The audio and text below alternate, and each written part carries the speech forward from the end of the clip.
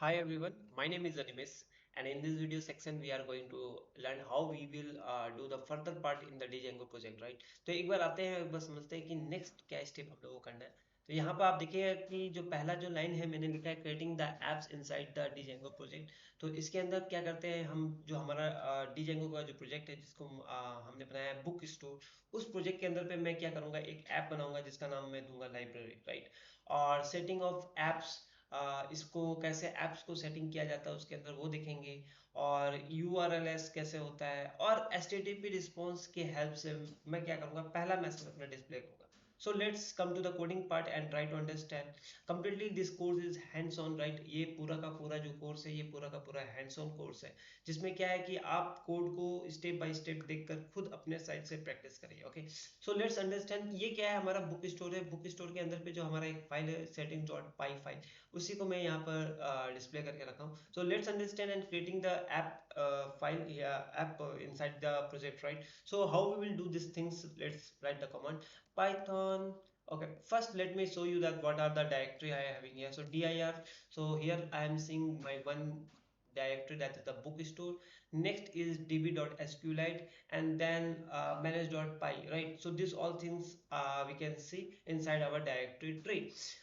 So cls clear करता हूँ screen को, और यहाँ पे लिखता हूँ python manage.py start app, right. So now you will see I have created a library app. एक बार आप यहाँ पर आ जाओ और एक बार फिर से डायरेक्टरी अगर चेक करेंगे dir, now you will see I have created one more folder here, that is libray, right। now go inside this folder and try to understand what are the files created inside this। तो यहाँ पर क्या है, migration है। Migration एक बोलकर आपका folder यहाँ पे है, उसके अंदर भी आपको क्या है कि एक double underscore INIT double underscore मिलेगा।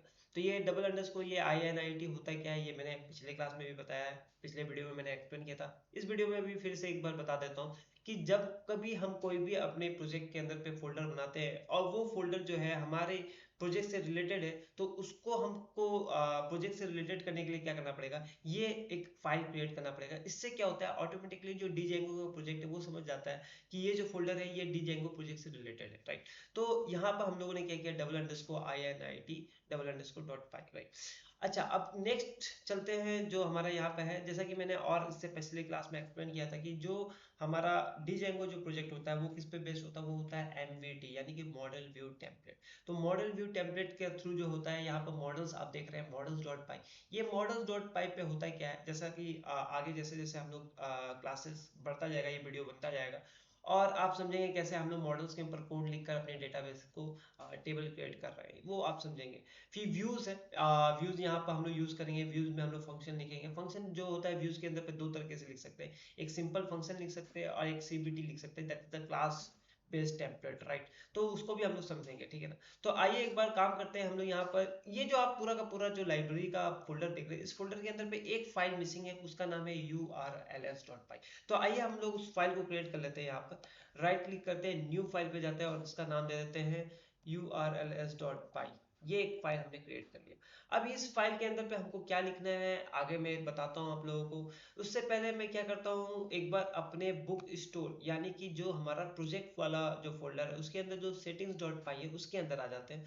और जैसा कि मैंने यहाँ पे क्या किया है, ये एक ऐप बनाया है लाइब्रेरी बोलकर, उसको यहाँ पे इंस्टॉल करना पड़ेगा। तो यहाँ पे मैं क्या करता हूँ, यहाँ पर एक double inverted comma, single inverted comma या डबल जो भी आपको लेना है ले सकते हैं, और यहाँ पर LIBRARY library. So you have to define ये, आपको बताना पड़ेगा प्रोजेक्ट को कि आपने एक ऐप बनाया है जिसका नाम है लाइब्रेरी। ये दैट इज वेरी कंपलसरी, अगर आप इसको नहीं करते हो तो प्रॉब्लम हो सकता है, रन नहीं करेगा, राइट। सो आपने यहाँ पे इसको बना लिया। अब अभी फिलहाल के लिए इसको मैं यहाँ पे स्टॉप करता हूँ, और यहाँ पे कोई मेरा अभी काम नहीं है। तो आइए एक बार फिर से हम लोग चलते हैं अपने लाइब्रेरी के अंदर पे, और ये हमारा क्या है, URLs है। ओके, तो एक बार फिर से मैं एक बार क्या करता हूँ, व्यूज के अंदर पे जाता हूँ, जो हमारा व्यूज यहाँ पे जो हमने बनाया है, सॉरी, लाइक जो हमारा ये जो व्यूज है व्यूज डॉट पाई, इसके अंदर चले जाते हैं। और यहाँ पर अगर आप देखोगे तो आपको एक कमांड लिखना है, वो क्या आपको लिखना है मैं बता देता हूँ। जो मैं मैसेज चाहता हूँ कि एक मैसेज वहाँ पर आए लिखा हुआ, तो उसके लिए हमको यहाँ पे एक कोड लिखना पड़ेगा। वो कोड क्या है एक बार आप लोग देख लीजिए। creating of a simple from Django and from Django dot http import http response, right. तो ये मैसेज है http रिस्पॉन्स के थ्रू मैं यहाँ पर कर रहा हूँ। एक फंक्शन बनाता हूँ यहाँ पर डेफ इंडेक्स, और यहाँ पर दे देता हूँ request and then return http response welcome to the library। Okay, so welcome to the library, right? So I have given this message, so my work is, अगर आप देखोगे यहाँ पर, अगर मैं इसको लिखता हूँ python manage.py run server, right? अगर मैं इसको अभी रन कराता हूँ तो अभी आप देखो यहाँ पर पूरा का पूरा मेरा जो है Django यही सिर्फ शो कर रहा है, लेकिन मैं चाहता हूँ कि ये जो मैंने मैसेज लिखा है ये मैसेज यहाँ पर डिस्प्ले हो। एक काम करता हूँ, इसको मैं HTML टैग दे देता हूँ h1, ताकि क्या है कि ये थोड़ा सा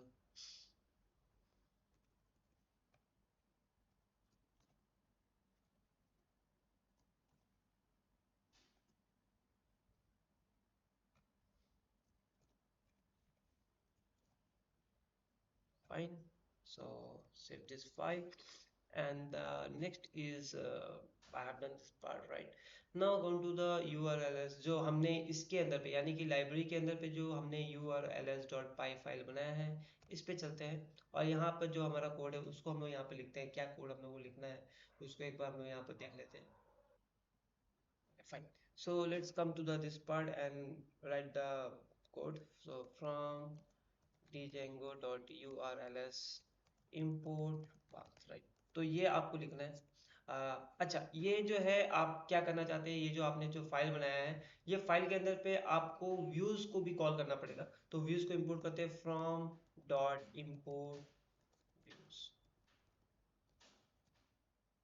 okay fine, so you have done this two line.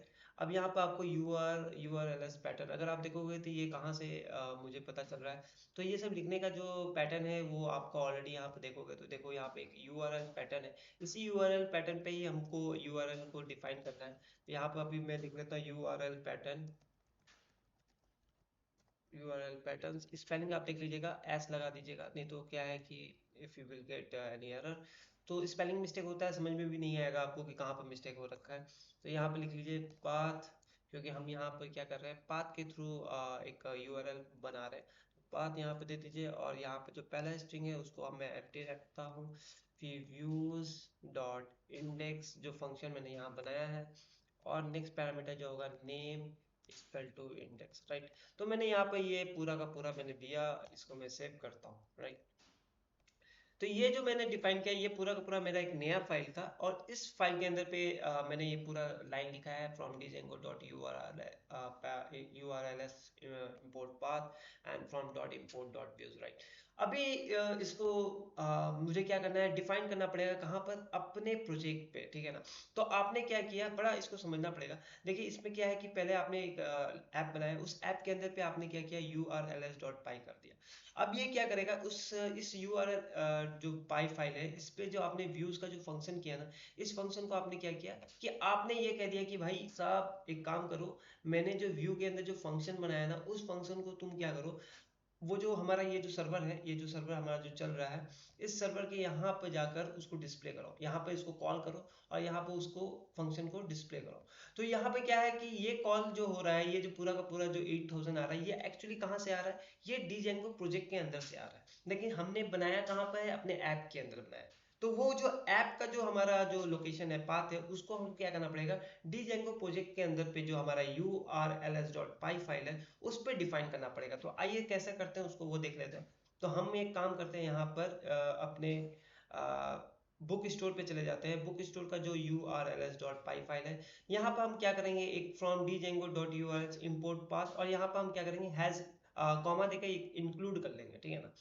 और फिर इसके बाद नेक्स्ट यहाँ पे लिखते हैं पाथ, ओके। और यहाँ पे लिख देते हैं लाइब्रेरी एंड देन यहाँ पर इंक्लूड library dot URLs। तो अभी क्या हुआ, आपने क्या किया, ये जो आपने जो लाइब्रेरी बनाया LIBRARY, इसके अंदर जो URLs जो फाइल था उसको आपने यहाँ क्या किया, define LIBRA dot URLs define कर दिया। अभी करना क्या है, ये काम आपका हो गया, ठीक है ना। ओके फाइन, एक बार आप करो यहाँ पर, फिर से एक बार इस पे जाओ और एक बार इसको रन करो। अभी आप देखो यहाँ पे आपको एरर आ रहा है, क्यों? क्योंकि आपने यहाँ पर लाइब्रेरी कॉल किया है, इस वजह से आ रहा है। एक काम कर सकते हैं यहाँ पर, अगर आप यहाँ पर अगर स्लैश दे देते हो, स्लैश देके भी देख सकते हो, because it is very important. So आपने यहाँ पर दिया, अभी आप यहाँ पर फिर से करो, देखो यहाँ पर क्या हो रहा है, लाइब्रेरी आ रहा है। अभी आप यहाँ पर क्या करो, इसको कॉल करो लाइब्रेरी, राइट। सो अभी देखो यहाँ पे लिखा हुआ है welcome to the library, right. ये एक मैसेज कहाँ से आ रहा है, ये मैसेज यहाँ से आ रहा है जहाँ पर हम लोगों ने ये लिखा था, ये जो है हमारा वेलकम टू द लाइब्रेरी। ये मैसेज हमने क्या किया, व्यूज के अंदर पे जो हमने फंक्शन बनाया था, उस फंक्शन को हम क्या कर रहे हैं, हमारा जो लाइब्रेरी का जो URLs था उसके अंदर पे हमने क्या किया है, उसके अंदर पे हमने इसको कॉल किया है, और फिर इसके बाद यहाँ पर कॉल कर रहा है।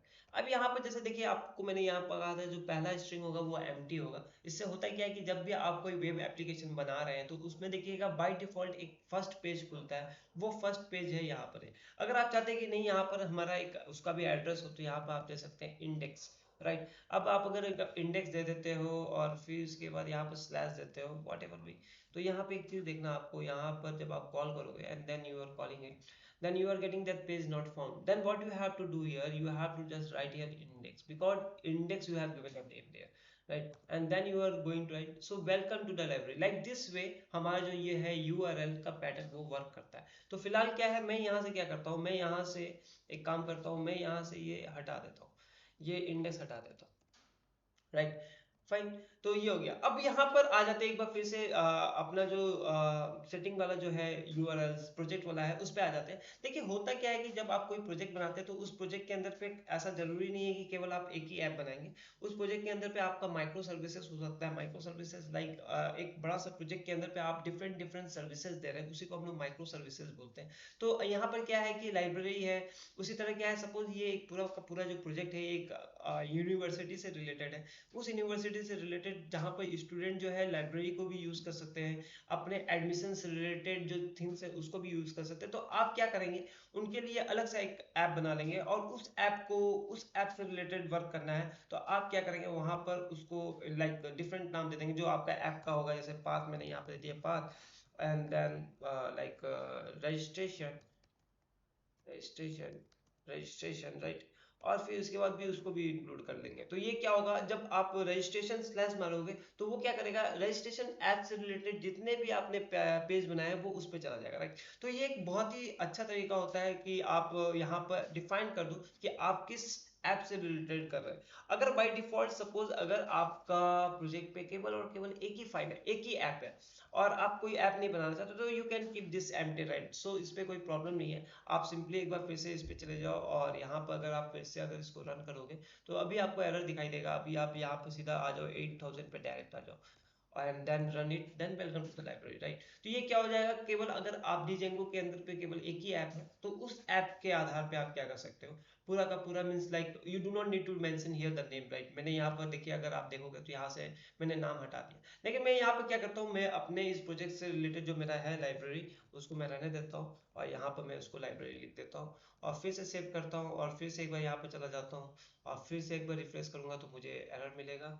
और यहाँ पर देखेंगे, और एक चीज यहाँ पर देखोगे, आपको यहाँ पर पाथ भी मिलेगा, यूआरएल कॉन्फ़िगरेशन का डिफिनीशन भी यहाँ पर मिलेगा। तो आपको एक तरह से यहाँ पर क्या हेल्प मिल जाएगा कि आपने क्या वहाँ पर बनाया, and then you can write here, right. So welcome to the library. So this is the way, this is the correct way of understanding the URL patterns inside our project and applications, right. तो आप लोग इस video को देखिए, अपने side से practice करिए। अगर कुछ भी एरर आता है आप लोगों के साइड में तो just simply write in the comment box, I will response you, right. तो कैसे इसको सॉर्ट आउट करना है, कैसे आपने वर्चुअल एनवायरनमेंट बनाना है, कुछ भी अगर प्रॉब्लम आता है, so you can write the message there, I will 100% help you, right. So thank you everyone.